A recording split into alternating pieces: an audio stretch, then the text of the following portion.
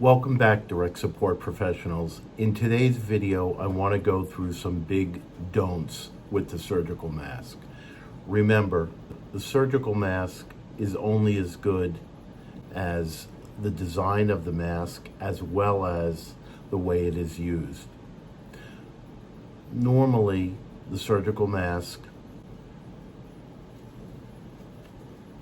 is put on and kept in this fashion when being used.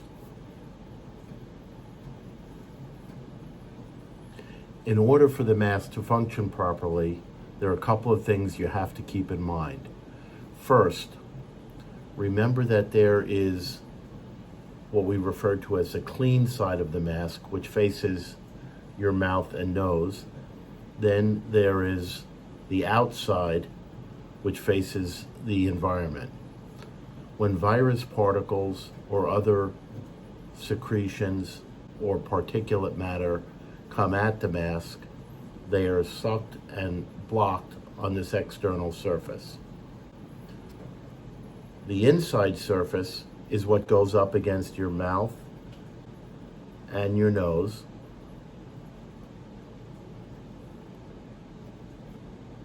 And that is what helps protect you, as well as it helps protect anything that you exhale from going out into the environment.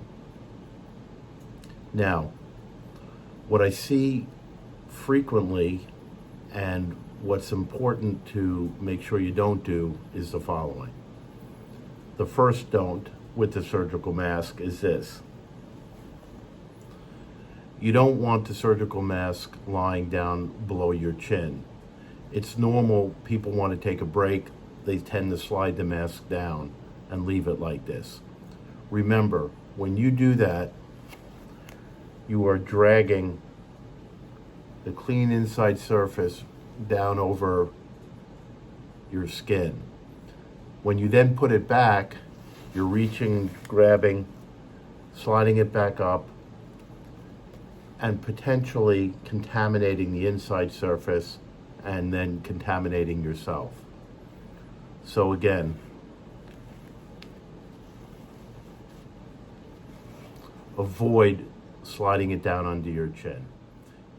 Number two, another big don't is sliding it under your nose. The masks themselves are not very restrictive for breathing, but after a while, when you're wearing them, people just have a natural inclination to want to remove part of the mask from their face. So what I often see is the following. The mask will be on like this for a period of time, and then people tend to do this and slide it down like that. Notice that now your nose is exposed.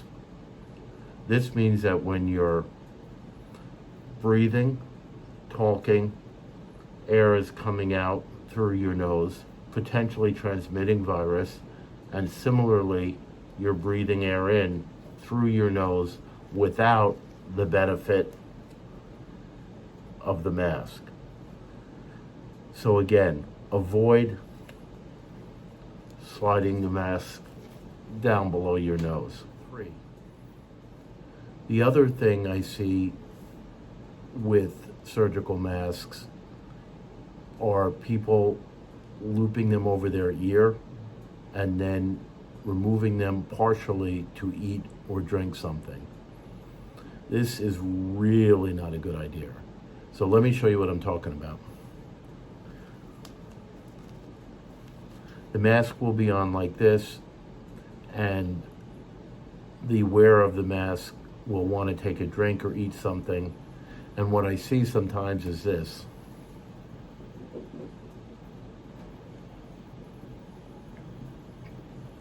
Notice what we've just done.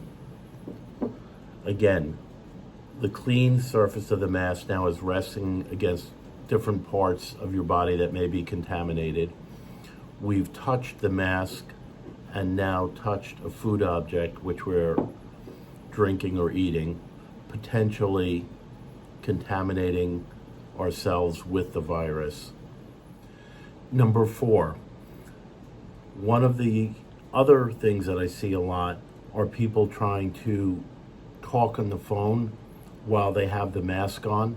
The natural inclination is to want to remove the mask to talk on the phone. So what I'll see sometimes is the following.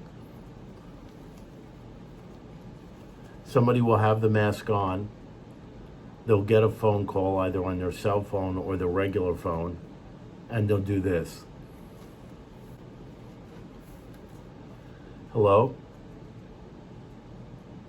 Yeah, I'll be there soon.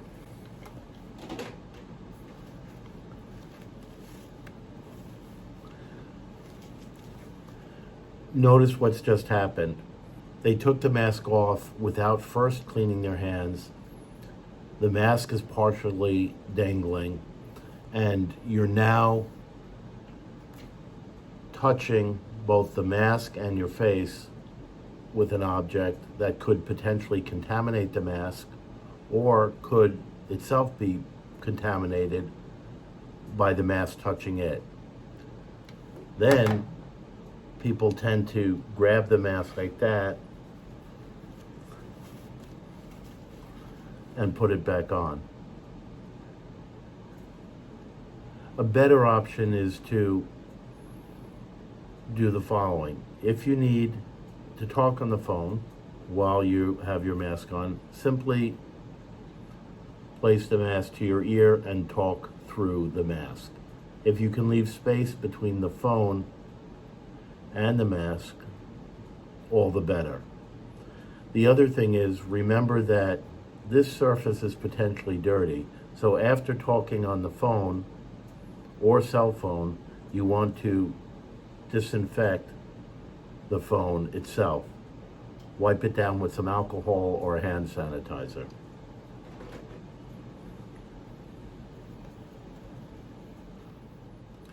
Okay, now that we've gone through a few of the big don'ts with the mask, let me give you a couple of examples and I want you to tell me what's wrong with each one.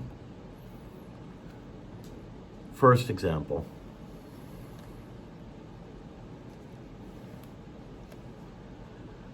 What's wrong with this picture?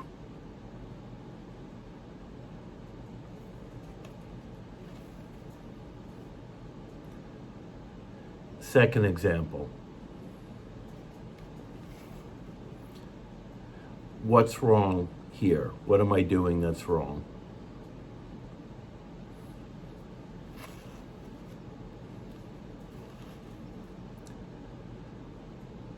Third example.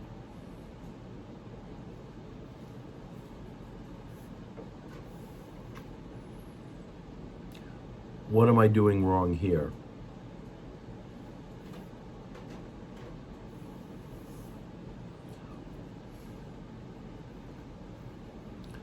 Thank you all, and I hope these videos are helpful for all of you as you do what you are doing and serve the individuals you are serving.